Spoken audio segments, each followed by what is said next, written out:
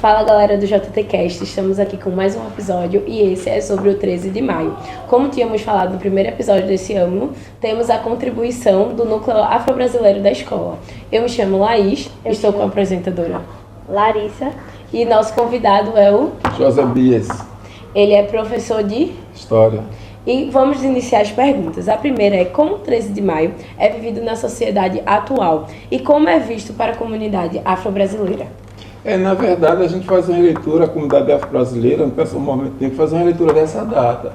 Não esquecendo, evidentemente, que houve uma abolição do ponto de vista legal, ou seja, a Princesa Isabel assinou uma lei que, a partir daí, aboliu a escravidão no Brasil. Mas, do ponto de vista material, situações de repressão, discriminação da população negra ainda permanece. A gente diz que é uma herança de uma abolição não acabada ainda. É por isso que a gente questiona a data do dia 13 de maio, considerando que é do ponto de vista histórico que aconteceu essa lei. A gente teve uma roda de conversa antes, e aí o senhor disse que no Museu da Abolição, aqui ao lado da escola, tem muitas peças que são da época que estávamos na condição de escravizados, e que não tem na pós-escravidura. Como é que o senhor acha que poderíamos trazer essa representação do pós? É uma contradição, né? Que o Museu da Abolição tem 99% das peças remetem a esse período da escravidão. O que a gente tenta fazer, dentro daquele processo de leitura que eu falei inicialmente, é trazer elementos da luta do povo negro nesse período pós-abolição. Por exemplo, que abolicionistas, quando vocês visitaram o Museu da Abolição, lá, abolicionistas negros, como o Luiz da Gama, vocês viram lá? Viram alguma coisa sobre esse escritor, sobre essa pessoa, que é considerado, inclusive, ele liberou na época 250 escravos aproximadamente. Mas não tem referência a isso. Não tem referência, por exemplo, a pessoas como Badia. A gente não tem lá no Museu da Abolição pessoas, imagens, fatos da cultura negra e pessoas do movimento negro, ou da presença negra, da herança negra aqui no Recife, em Pernambuco especificamente, que tratem de uma releitura desse período. Então, a gente não diz que é um museu da abolição, é um museu que retrata um período de escravidão no Brasil. Entendi. E com essas figuras que o senhor trouxe, da falta de representatividade, o senhor acha que elas, lutando naquela época, tiveram influência na decisão da princesa ao assinar, ou foi apenas a insistência da Inglaterra na economia? A princesa que é conhecida como redentora, né, que a gente fica a redenção do povo brasileiro, mas eu posso citar figuras, por exemplo, aqui mesmo em Pernambuco, no Brasil, que são, para a gente que entende a presença, a importância dessas pessoas negras na construção histórica do Brasil, a abolição não se deu apenas por uma pessoa, não se deu apenas pela princesa, mas pela luta desses heróis e heroínas, né, que construíram uma possibilidade. A gente não entende a abolição como uma situação histórica estanque. A gente entende como um processo abolicionista, em que muitas pessoas, muitos, principalmente negros, né, houve também a pressão da Inglaterra, evidentemente, mas do ponto de vista aqui no Brasil, teve essas pessoas negras, eu cito Luiz da Gama, porque para mim foi uma pessoa assim, extremamente simbólica. Um homem negro, sem um diploma de advocacia, de direito, ele consegue libertar, né, pela luta, pela capacidade de articulação dele, também de pressão da sociedade dos negros, consegue libertar cerca de 250 pessoas, que fizeram, inclusive, com que ele fosse considerado patrão dos advogados do Brasil, mesmo não tendo o diploma de advocacia. Mais uma vez eu pergunto, por que essas pessoas não são referenciadas no 13 de maio? Porque, por exemplo, o 13 de maio, que a gente tem como uma data de releitura crítica ao processo de racismo no Brasil, que a gente faz, não é considerado também uma data a ser valorizada nas escolas. O Dia dos Pretos Velhos, que para a gente representa também, do ponto de vista, diria, religioso, representa também um símbolo dessa resistência à escravidão. Por que não reverenciado? E porque a gente tema apenas de considerar um fato da Princesa Isabel ter feito uma lei que aboliu, e eu vou insistir nisso, do ponto de vista legal, mas materialmente a gente ainda permanece na escravidão. E para finalizar, eu achei que o nosso bate-papo foi muito rápido, mas muito marcante. Assim, eu acho que a gente tirou um aprendizado bom.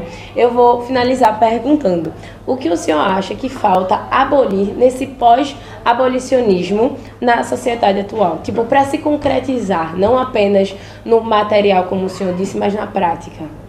Falta abolir a situação dos negros, a maioria da população carcerária ser de negros, a maioria da população favelada ser de negros, a maioria das pessoas, das mulheres negras, sofrerem na hora do parto, ainda permanecer com a população negra.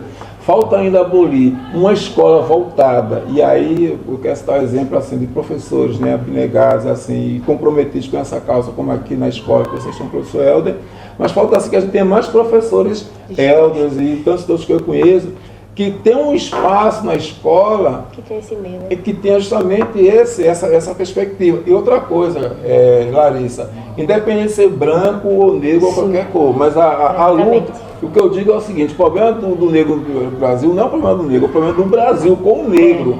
E aí as pessoas, né, de todas as cores, de todas as raças, enfim, de todas que tem uma perspectiva de igualdade do ponto de vista material, essas pessoas comprometidas façam essa abolição de fato e de direito.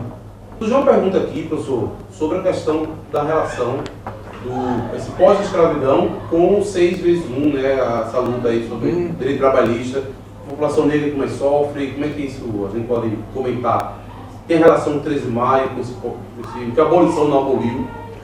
Não, com certeza. Eu costumo dizer, eu não, mas que é no momento dele, a gente diz o seguinte, toda vez que a gente questiona algum fato racial no Brasil, a gente tem que questionar a sociedade brasileira. Sim. O pessoal só veio discutir a questão das cotas, Larissa, a facilidade de entrar, de vocês de escola pública entrar na universidade, quando eles discutem as cotas para pessoas negras.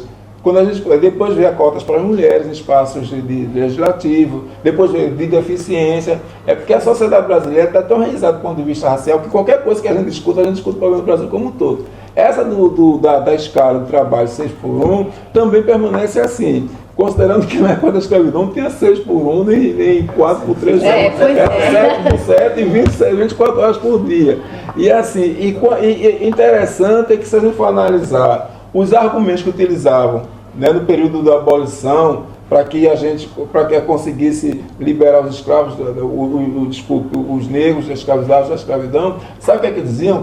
Que isso ia acabar com a economia, que isso ia, quem era o senhor de engenho, né, que era o proprietário dos escravos, ia ficar arruinado, ia ser prejudicado.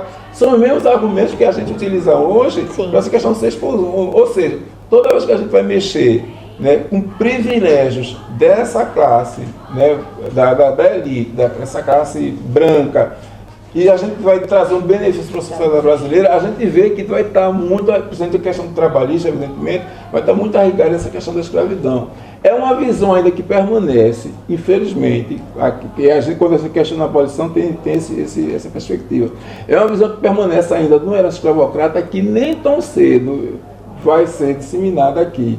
Cada vez que a gente trabalha, que a gente discute essas situações de questionamento da elite branca, a gente vê essa questão. O 6x1 para mim representa a mesma coisa. São pessoas que trabalham, que muitas vezes abrem mão de uma área de lazer, até de estudo, de uma possibilidade de desenvolvimento social, para que seja construída a riqueza do qual ele nunca vai fazer parte, evidentemente. Então foi isso, galera, foi mais um podcast aqui. Eu convido vocês a assistirem outros que vai estar aí pela tela, que a produção vai deixar, e também a procurarem nosso Instagram, que tem mais conteúdos voltados a esses assuntos, no JTCast PE. Até a próxima. Tchau! Tchau!